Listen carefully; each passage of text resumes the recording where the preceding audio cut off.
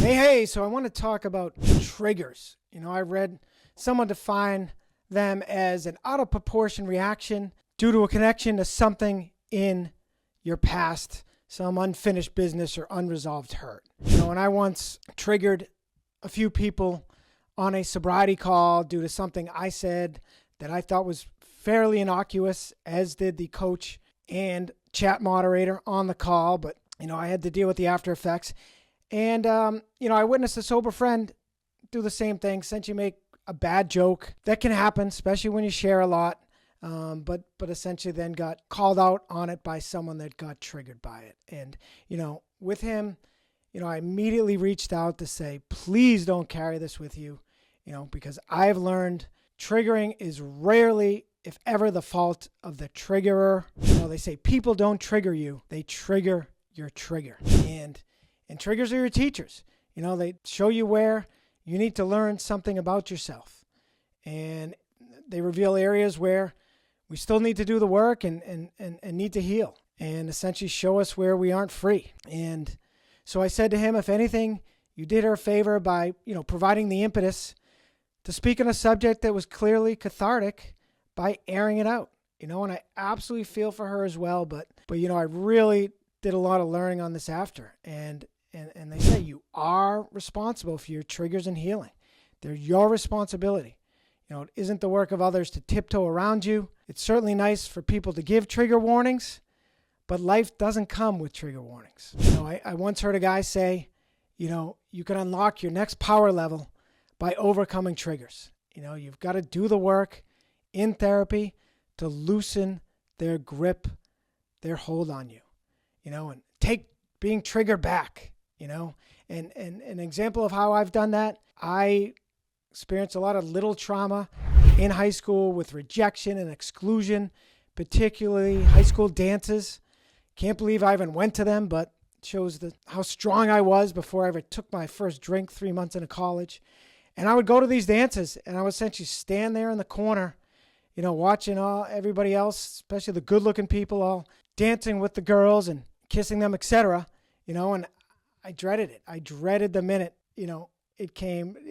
The slow dances, couples only was the worst thing I ever heard, as well as roller skating. I just had a flashback to Roller Kingdom near where I grew up, and it was an absolute nightmare when it was couples only, because I never had anyone to dance or roller skate with, to the point that the songs Faithfully by Journey and Wonderful Tonight by Eric Clapton really triggered me over these years. I'm sure there were a few more as well, to the point I couldn't listen to them. Had to change the station as soon as I heard those songs. But I've been working on this in therapy, and to the point that I can now listen and enjoy those songs, those great songs from the 80s, just like everybody else. And I've even taken another more recent song, but it speaks to that experience, and I've taken that song back as well. I now love that song. I listen to it pretty much every night as I brush my teeth, and it's Dancing on My Own, originally done by a woman named Robin, but it was redone by a guy, Caleb Scott. Absolutely love his version. He first did it as an audition on Britain's Got Talent. Highly recommend it.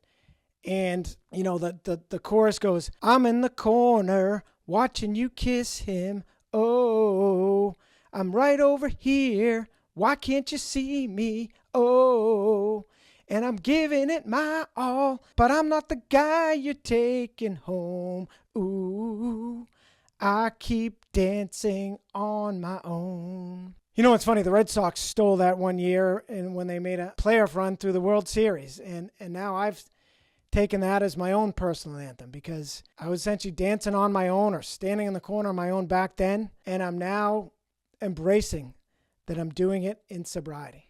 Absolutely dancing on my own. And I'm literally dancing on my own. As far as physical triggers, the reason they are such is that we've got glutamate in the brain. It's the executive assistant to dopamine. It writes down everything and files it away, so it remembers every time that alcohol worked for us, and remembers the people, the places we were with, etc. And what you need to do to overcome those things is to decouple certain experiences from alcohol. For me, things like dancing and karaoke, things I could only ever do completely hammered. And now I'm doing those things on my own as well as on sobriety calls. I dance in the shower, I sing in the shower, same as in the car, But we also have dance calls on my sobriety community. And, takes a little doing. I mentioned once I had to jump and do a jump in the shower and do a cold shower finish to really get myself jazzed up to do it. But, I'm now decoupling those things. And doing hard things sober is giving me the sober confidence to do things like sharing or singing as I just did. So you got to do the work.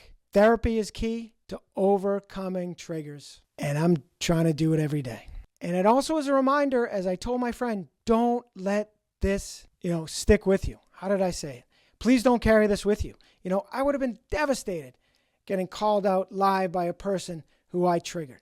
But having learned these experiences, I now know that it's not about me and to not carry these things through.